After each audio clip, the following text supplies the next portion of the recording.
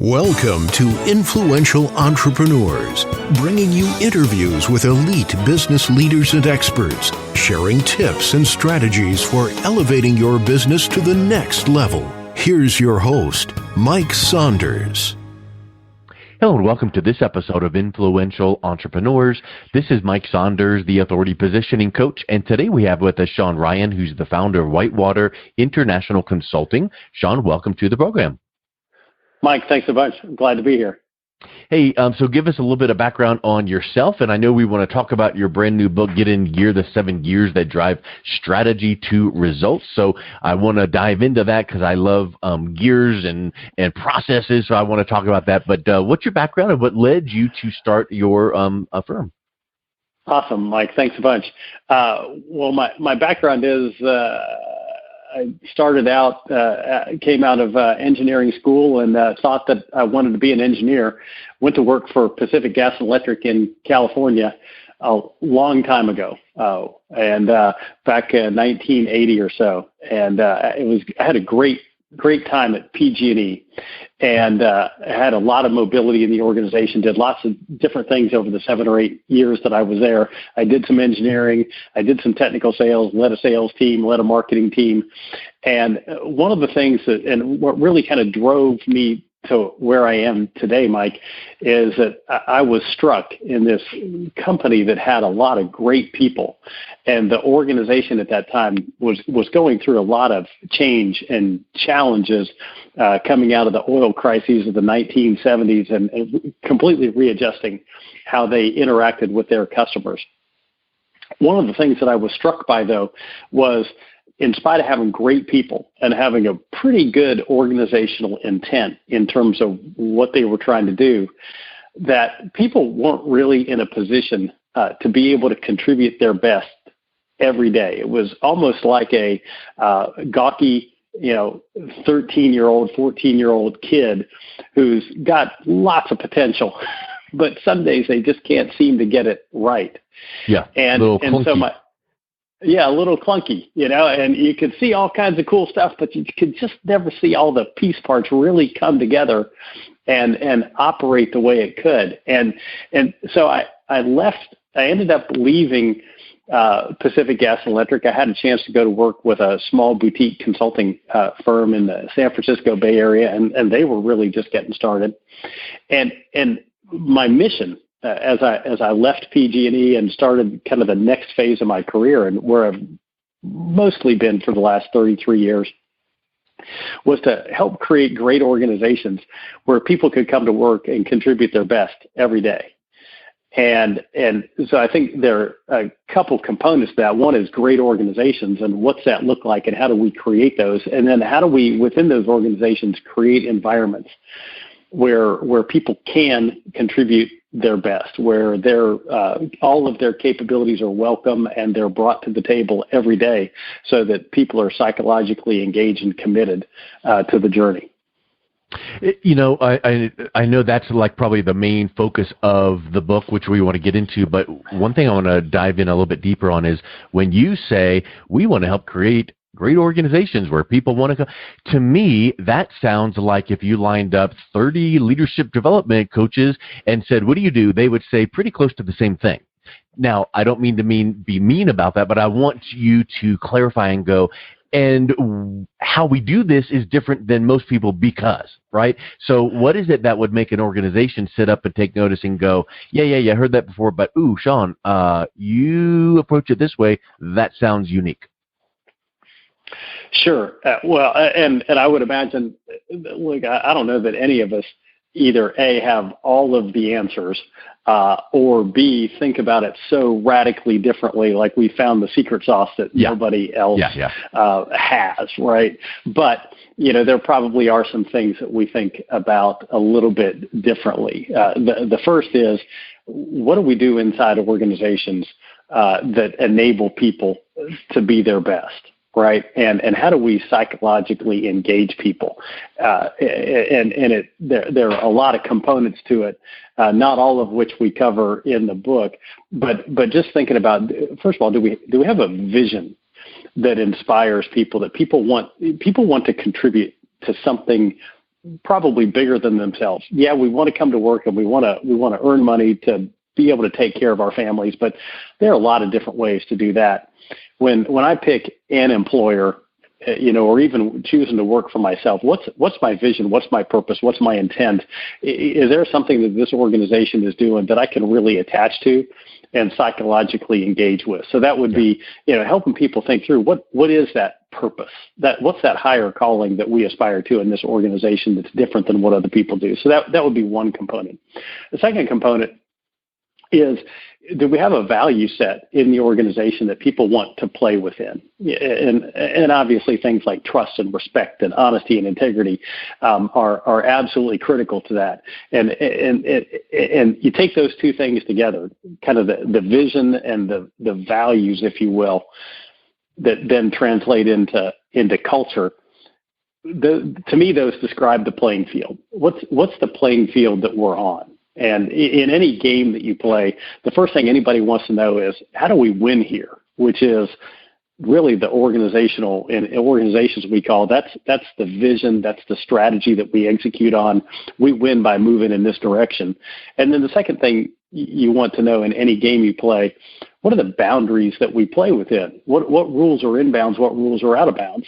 And your value set describes really the widest parameters of the playing field. That they tell me what moves are in bounds, what moves are out of bounds. And when you have it starts with this incredibly well defined playing field.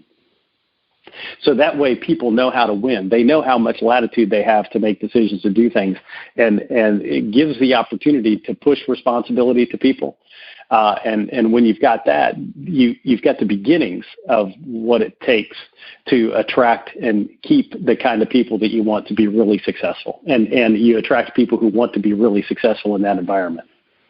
And culture plays so much into that, and then communicating it and then maintaining it, right? Because I think that a lot of people go, oh yeah, well, we have a great place to work, and then they might, and then it's sporadic. One day it's great, one week it's not, and I think that it needs to be developed, defined, and then really, really maintained.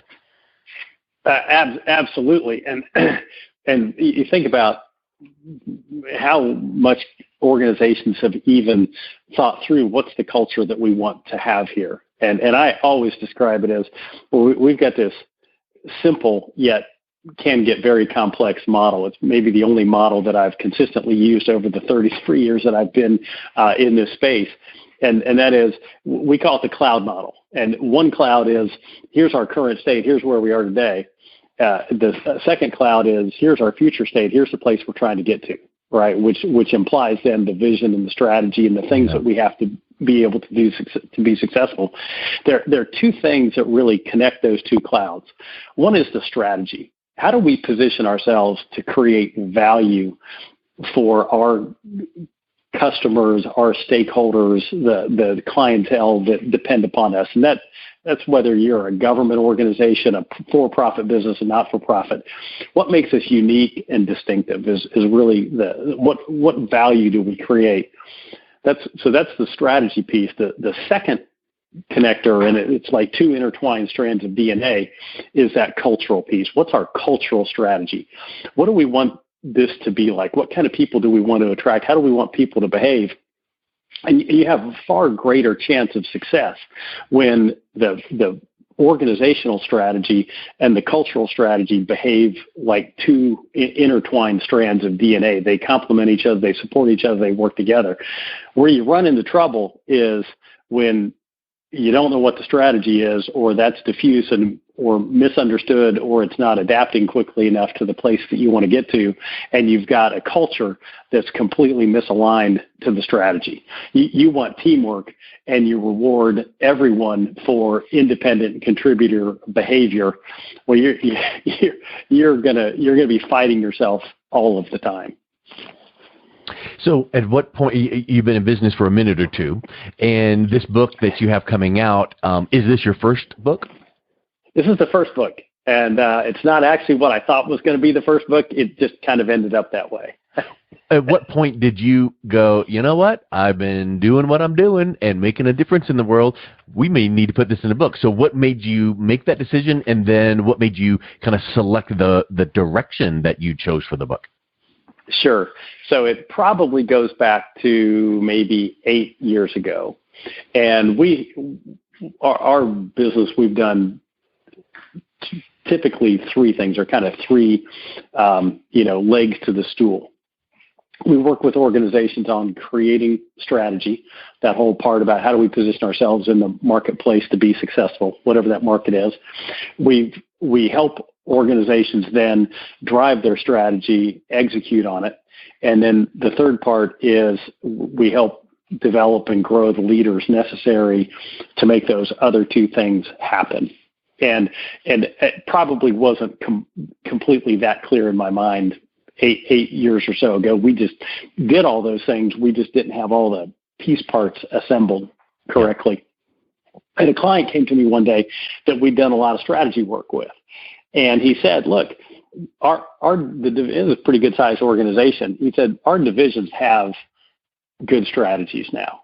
We're pretty good at figuring out how do we position ourselves, create value for our customers, distinguish ourselves in the marketplace. He goes, where we're really falling short is on the execution, driving that strategy to all of the people on the team and being successful at it. He said, can you help us figure out how do we, what we called then, drive strategy to execution? And I was like, absolutely, let's jump in and let's figure that out. Because and nothing really happens until something gets done. Right. And it's, okay, how do we make sure that gets done? And really, Mike, it comes down to how do we align, whether you've got a small entrepreneurial company with 2 or 3 people operating out of somebody's garage, or Fortune 100 size company with 50,000 people spread around the globe. It's how do we align everybody in the organization to what it is that creates value for our customers, and then in turn turns around and creates value for us? And how do you create that alignment? And what we saw was often people were misaligned. People are busy. They're doing a lot of stuff, but they're not necessarily getting the right stuff done. And so when we got that challenge from our client, we started looking at a lot of the work that we'd done over the previous 20-some odd years at that point, and began to realize that we already had many of the pieces of the puzzle. And especially where it talks, when we think about it at the individual or team level, driving execution. And this is, as John Kruk, the baseball player, said 20 years or so ago, a lot of this is not rocket surgery. We just looked at the pieces that we had and we thought, you know what, when people really achieve well, what do they do? Well, first of all, they've got some kind of result-oriented goal. They've got something that they want to accomplish, not just stuff that they want to do. The second thing we recognize that really drives individual and team performance is having a visible scorecard that's available to me in a way that I can change the outcome of the game while it's still being played. And the best analogy I would give to you around that is if you're driving down the street and you look over and there's 2 soccer fields side by side, or 2 basketball courts side by side, and on, let's say, both basketball courts, you've got kids playing basketball, and on one court the kids are keeping score, and on the other court they're not keeping score. How long would it take before you recognized the difference? Could you tell me from 100 yards away which court they were keeping score on and which court are they not keeping score on? Yeah. Well, absolutely. Because the kids where you keep score, they're playing with more intensity. They're probably giving each other more feedback.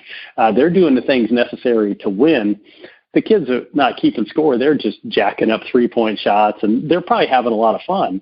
But there's a lack of focus and intensity. So the first part is the clear end result oriented goals. The second part was the visible scorecards. And then we also knew that people who achieve their best in anything, whether you're playing defensive back in the NFL or you're a great violinist, or you're working a great production line worker in a manufacturing facility, there are certain behaviors, activities that distinguish good from great performance. And we called those the performance drivers. How well do we know what the performance drivers are? And then how much time do people spend on those performance drivers, those critical behaviors, tasks, activities, whatever, that distinguish good from great performance? Or do they get caught up in the swamp, in the mess, the mud, and start spending their time doing activities versus working on getting to end results? And then the fourth concept we readily recognized was the need for follow-up, follow-through, really for two reasons. One is to generate learning. So when we aren't on track, are we learning and changing? And then the obvious, the glue that holds everything together is accountability. People perform better. They both do a better job of moving toward the goal, the strategy, the thing we're trying to get to, and playing within that value set, within the boundaries, within the culture, when there's accountability for doing so. And great performers like accountability, and mediocre and poor performers don't like accountability a whole lot. So there were four things that we identified for driving individual and team performance. And so that was great, and that worked really well for that client and a lot of other clients. We started kind of spreading out and working on it. And so then it was probably not quite 3 years ago, I started thinking, you know what, we've got something here that a lot of people could benefit from. And what if, that was the point at which I got to, what if we put that into book form so that we could share the word? And, share the word, that's kind of presumptuous, but share the thinking with people, and maybe other people could find some benefit in it. But before I could even start the book, I took a step back and I thought, you know what we've got here works really well in the context that we're operating in. An organization that has a good strategy, they've got, and many of the clients we were working with at that time, they had good people. They had a lot of things already moving in the right direction. What are there other things, though, if we didn't have all of these conditions in place? Are there other things that we would need to put into the mix? And I quickly recognized, yes, if I'm thinking about at the organizational level, what else do we need to have to really drive strategy to results? And then we added the other three pieces to the puzzle, or what are really the first three gears in the 7 gears that drive strategy to results, which is, first of all, right people in the right roles with the right capabilities. We can have the best strategy, the best vision on earth, and none of that counts if we don't have the right people to be able to execute it. So that became the first gear. The second gear was the idea of aligning the organizational architecture. So things like system, structure, processes, and we've already talked about culture.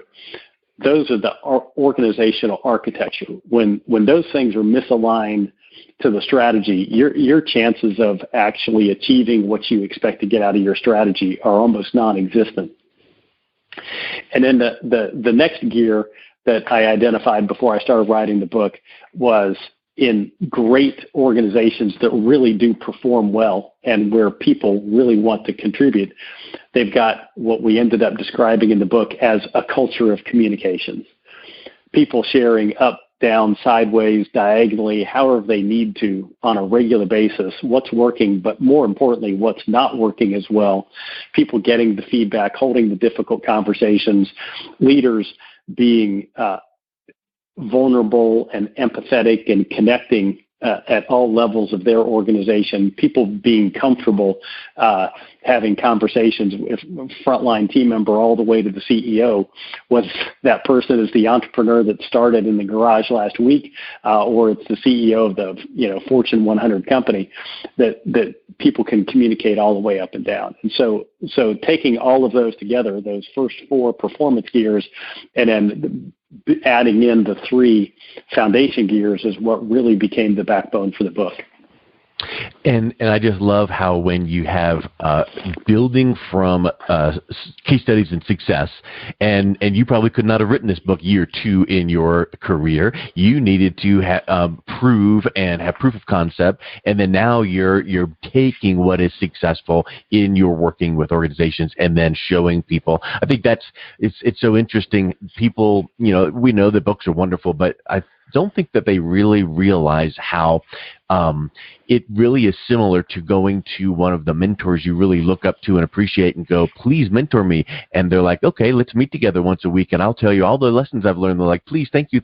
How much can I pay you? Well, in reality, that's what a book is doing. You are taking lessons learned and strategies proven and telling people what to do. And I think people look at it and they buy a book and they're like, oh, I'll read the first chapter. And statistically, 60% of the people never finish reading the book. So I think it's really something people need to sit up and take notice and say, wow, Sean has figured out some things. Boy, the book is a drop in the bucket. It's less than 2 Starbucks, I'm sure. And let's get this thing and learn and implement mostly. Yeah, Mike, I think that's spot on. There's zero chance that in 2 years into my career doing what I'm doing here, I would have had a clue. I might have been able to make some stuff up, but it's really interesting as the backbone around the 7 gears evolved, and I started thinking about what goes into each chapter. What's this look like? How then looking back, kind of what you described, looking back across my career, the things that we've been involved in, I began to see how all of those different, the projects that we've been engaged in, the clients we've had a chance to work with, how we had worked on all of those elements at different points in time. And I tell some of the stories in the book about how it fits in. It was interesting looking back and seeing, okay, so when we did this project where we helped this organization restructure and they had huge improvements in results, I was clearly a part of their architecture was a mess. We didn't recognize it as one of the 7 gears at that point in time because we didn't even recognize the gears. But we knew that by helping them restructure, or clients that we've helped change their compensation system, or places where we've taken guided organizations through kind of reshaping their culture to better align the strategy. Looking back on it, you realize, man, that was a piece of that was the piece for the puzzle for them at that point in time that was most critical. So what we've really tried to do here, and again, I'm not going to pretend like Get in Gear answers everybody's questions about everything all the time to make great organizations. What I do know is those 7 gears, if you think through those and you think about which ones most apply to your organization that might need some help, if we fix any one of the gears, you're going to be a little bit better off than if you leave them all completely alone. Yeah. Well, Sean, I'd just like to wrap up by saying thank you for coming on. What's the best way that people can pick up a copy of your book? Okay. So you can go to our website at www.ici.com, or you can get the book today on Amazon.com. Get in Gear, the 7 gears that drive strategy to results. Excellent. Well, I really appreciate you coming on, Sean. It was great talking to you. And if you'd like to pick up a copy of his book, go to his website, go to Amazon, just type in the title, Get in Gear. And if you like this podcast, I certainly would appreciate a review on iTunes. Just go to ratethispodcast.com/influential, and you can leave your review there. Sean, thank you so much for your time. It was wonderful talking with you. Mike, thanks a bunch. Much appreciate the time. You've been listening to Influential Entrepreneurs with Mike Saunders. To learn more about the resources mentioned on today's show or listen to past episodes, visit www.influentialentrepreneurssradio.com.